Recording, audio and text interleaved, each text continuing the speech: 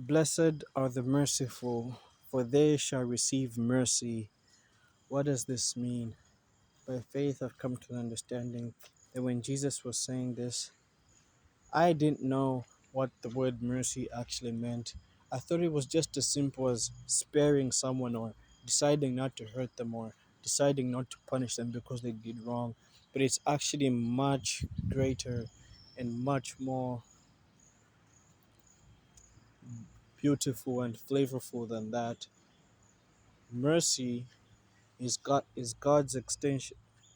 God being merciful, mercy, God's definition of mercy, is extending righteousness beyond fairness to a point that redeems someone, to a point that it redeems someone.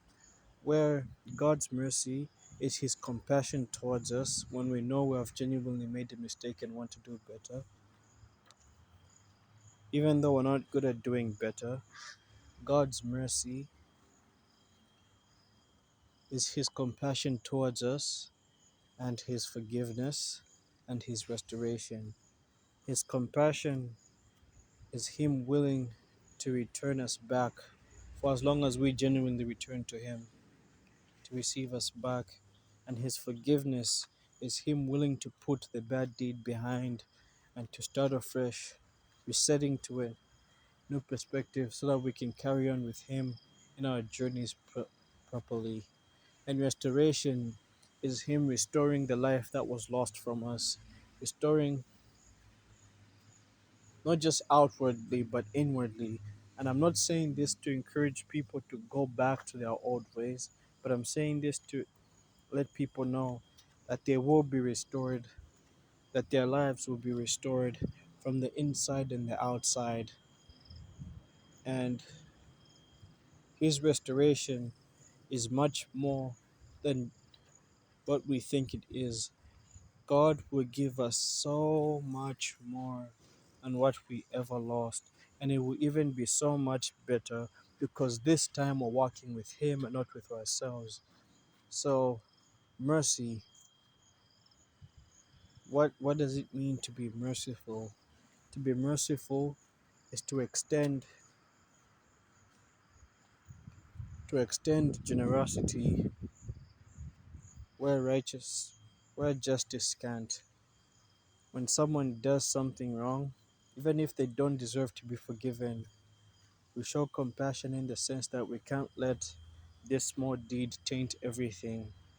As bad as it is, that it's better to give them the chance to honor their desire to change by showing them compassion, by forgiving them, and by restoring them. Just as the Father forgave us, just as the Father showed us compassion, forgave us, and restored us. So God's mercy extend beyond justice. And you can't give someone who deserves mercy. Mercy is an aspect of righteousness that's given towards people who are undeserving, not because of how good they are, but because of how good you are to them. That it be an example unto them of what true goodness is.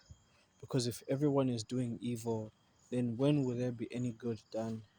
If everyone is getting revenge, if everyone is staying closed off, if everyone is hating each other over silly tiny mistakes, then at what point will there ever be peace, forgiveness, and reconciliation? What point will there be a genuine restoration? And God's mercy, which is His compassion, His forgiveness, and His restoration, where He sees, He extends His forgiveness beyond what's deserving, because that's how good He is, and our mistakes are paid for by the Lord Jesus Christ. And God, us being of God, Jesus says, "Be perfect just as your Father who is in heaven is perfect." At the end of the same chapter in which this verse which I said came from, Jesus says this all together. There is a common pattern that we have a habit of expecting our feelings and our thoughts and our circumstances to change so that we can change, and for other people to change so that we can change, and for life to get easier for us so that we can start doing good. But Jesus turns this all the way around, that our character isn't dependent on what happens to us from the external, but in who we are and who He is within us in the internal. That we are children of God and we are of God, and God is within us. And mercy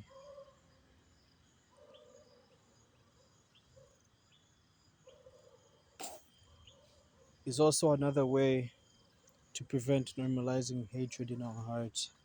That even if some people don't deserve to be forgiven, we don't forgive them because of how good they are. We forgive them because of how good God is within us and how good we are from being His children. Not in a conditional perspective, but in us understanding that this earth, there is nothing on this earth that should ever stop us from truly loving God and loving others. And I know it's very easy to say when currently nothing has been done unto me, or nothing bad has happened to me, or nothing good has happened, nothing bad has been done unto me, or nothing good has been taken away from me. But in this also, I've come to understand that if everything is taken away from me and I decide to become a bad person, what does that do for anyone? It doesn't do anything for me. And if I get revenge, what does that do for those people? What does it do for me? Do I feel a temporary emotion of good? Do I feel good at the particular moment? It still doesn't change the fact that everything has been taken away from me. It still doesn't change the fact that my shoes have been stepped on. If my shoes have been stepped on, I clean them rather than going to fight the person who stepped on them, because at the end of the day, the only reason I'm upset is that my shoes are dirty, not because of. And I know this was a simple analogy, but to extend it, it can even go as far as someone mistreating you so badly to the point where they don't deserve to be forgiven. But our mercy isn't because isn't dependent on our circumstances, so it's also not dependent on how good others are to us. Our mercy is our genuine compassion towards those who don't understand, those who know not what they do. And our forgiveness is us letting go of what was done to us so it no longer disturbs who we are and how we respond to our lives. And our restoration is us carrying on, trusting that God will take care of everything else, and He is sovereign and He will sort out the entire problems and all problems in existence and all inconveniences and all mistreatments. That God is working all things together for the good of those that love Him. So being merciful towards other people is sparing them genuinely beyond anything that they deserve. Because at the end of the day, God spared us from death because that's just how much He loved us. So when Jesus says, Blessed are the merciful, for they too shall receive mercy, is Him expressing that those who have compassion, forgiveness, and restoration, despite towards all their outward circumstances, despite all that is done to them, that the Lord will show them compassion, forgiveness, and restoration. And we shouldn't also just do this from the capacity of it being conditional, but rather it should be from a perspective of us acknowledging just how sovereign God is, and for us not letting minor situations or even major situations ruin our hearts. Because I've come to notice that anything can ruin my day, anything, just about anything. So if I don't normalize a behavior that has a compassion to a standard beyond anything in this world, then all things of this world will continue to frustrate me day in and day out and day out and day in. Because come to think of it, every single time I wait for the right moment, it never happens. Not that God doesn't deliver, but that I'm expecting something that only God can do to be done by circumstances, which doesn't make any sense because circumstances are not God, and God is not circumstances. God is God, and circumstances are circumstances. So, in this too, being merciful unto others is showing a genuine sparing that's revolved around compassion, which is knowing that those people don't know better despite you knowing better. and forgiveness, which is you not letting what they have done ruin your heart or taint your heart or tempt you to do the unthinkable or evil, and restoration, which is trusting in God's definition of good, by trusting that He is sovereign and He will sort out every single problem that is happening in our lives, one way or the other. And by understanding this, you are completely set free from the cycle of perpetually being petty, perpetually being hateful, perpetually being harborful, perpetually being unforgiving, and you are free from all these things, knowing that God is working all things together for the good of those that love Him. And God's mercy will extend outwards towards you so much to the point where He will bless you beyond anything you would ever deserve. Not that we should forgive,